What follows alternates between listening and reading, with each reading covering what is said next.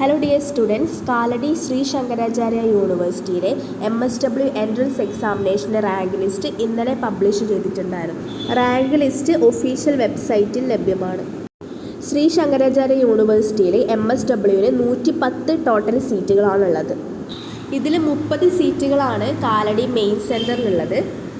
കാലടിയിലുള്ള university main campus, Payyanur sub centre, Tirur sub centre ഇത്രയും സ്ഥലങ്ങളിലായിട്ടാണ് MSW course നടക്കുന്നത്. റാങ്ക് ലിസ്റ്റിൽ വന്നിട്ടുള്ളവർ ഇനി ചെയ്യാനുള്ള കാര്യം, നിങ്ങൾ ഈ 3 സെൻറ്ററുകളിലും ഏത് സെൻറ്ററാണോ ഓപ്റ്റ് ചെയ്യുന്നത് അല്ലെങ്കിൽ നിങ്ങൾക്ക് ഏതിലാണോ പഠിക്കാൻ താല്പര്യം അത് ചൂസ് ചെയ്യുക എന്നുള്ളതാണ്. നിങ്ങളുടെ പ്രിഫറൻസ് അനുസരിച്ചിട്ട് നിങ്ങൾ ഈ ഓപ്ഷൻസ് സെലക്ട് ചെയ്ത് കൊടുക്കേണ്ടതാണ്. ഇത് യൂണിവേഴ്സിറ്റി ഒഫീഷ്യൽ വെബ്സൈറ്റിൽ ഓൺലൈനായിട്ട് തന്നെയാണ് ചെയ്യേണ്ടത്. ഇത് ചെയ്യാനുള്ള ലിങ്ക് ഓപ്പൺ ആയിട്ടുണ്ട്.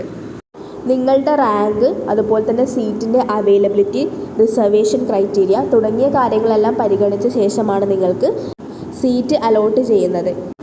ആദ്യത്തെ റാങ്കുകളിൽ വന്നാൽ മാത്രമാണ് നിങ്ങൾക്ക് കാലടി മെയിൻ ക്യാമ്പസിൽ പഠിക്കാനായിട്ട് സാധിക്കുകയുള്ളൂ.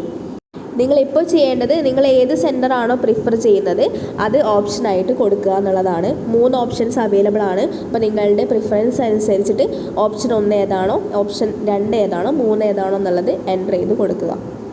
സെൻറ്റർ ഓപ്റ്റ് ചെയ്യുന്നതിൻ്റെ ഒപ്പം തന്നെ നിങ്ങൾ കുറച്ച് സർട്ടിഫിക്കറ്റ് കൂടി അപ്ലോഡ് ചെയ്യേണ്ടതായിട്ടുണ്ട്. റാങ്ക് ലിസ്റ്റിലുള്ള എല്ലാവരും തന്നെ SSLC certificate, +2 certificate, degree certificate എന്നിവ അപ്ലോഡ് ചെയ്യേണ്ടതാണ്. ഡിഗ്രിയിൽ ലാസ്റ്റ് സെമസ്റ്റർ റിസൾട്ട് വെയിറ്റിംഗ് ആയിട്ടുള്ള കുട്ടികളാണെങ്കിൽ നിങ്ങൾക്ക് നിങ്ങളുടെ കയ്യിൽ സർട്ടിഫിക്കറ്റ് ഉണ്ടാവില്ല. അങ്ങനെയുള്ളവർ ആദ്യത്തെ 4 സെമസ്റ്ററിൻ്റെ മാർക്ക് ലിസ്റ്റുകൾ അപ്ലോഡ് ചെയ്യേണ്ടതാണ്. അതുപോലെ തന്നെ OBC കാറ്റഗറി ആണെങ്കിൽ non creamy layer certificate upload ചെയ്യേണ്ടതാണ്. EWS കാറ്റഗറി ആണെങ്കിൽ അതിൻ്റെ സർട്ടിഫിക്കറ്റും അപ്ലോഡ് ചെയ്യേണ്ടതാണ്. നിങ്ങൾ മറ്റെന്തെങ്കിലും തരത്തിലുള്ള റിസർവേഷൻ ആനുകൂല്യം ആവശ്യപ്പെടുന്നുണ്ടെങ്കിൽ അത് തെളിയിക്കുന്ന സർട്ടിഫിക്കറ്റ് നിർബന്ധമായിട്ടും അപ്ലോഡ് ചെയ്യേണ്ടതാണ്. അല്ലാത്ത പക്ഷം നിങ്ങൾക്ക് റിസർവേഷൻ ആനുകൂല്യം ലഭിക്കുന്നതല്ല. ഈ സർട്ടിഫിക്കറ്റുകളെല്ലാം തന്നെ വെരിഫൈ ചെയ്ത ശേഷമായിരിക്കും നിങ്ങളെ അഡ്മിഷന് വേണ്ടിയിട്ട് വിളിക്കുന്നത്. ഇത്രയും കാര്യങ്ങളാണ് നിങ്ങൾ ചെയ്യാനുള്ളത്. ഇത് ചെയ്ത് കഴിഞ്ഞാൽ നിങ്ങൾക്ക് അഡ്മിഷൻ ലഭിക്കുന്നതാണെങ്കിൽ നിങ്ങളെ അത് ഇൻഫോം ചെയ്യുന്നതായിരിക്കും. അഡ്മിഷൻ മെമ്മോ വന്നു കഴിഞ്ഞാൽ ആ ദിവസം നിങ്ങൾ യൂണിവേഴ്സിറ്റിയിൽ പോയിട്ട് അഡ്മിഷൻ എടുക്കേണ്ടതാണ്. അതുപോലെ തന്നെ TCയും മൈഗ്രേഷൻ സർട്ടിഫിക്കറ്റും അഡ്മിഷൻ സമയത്ത് ഹാജരാക്കേണ്ടതാണ്.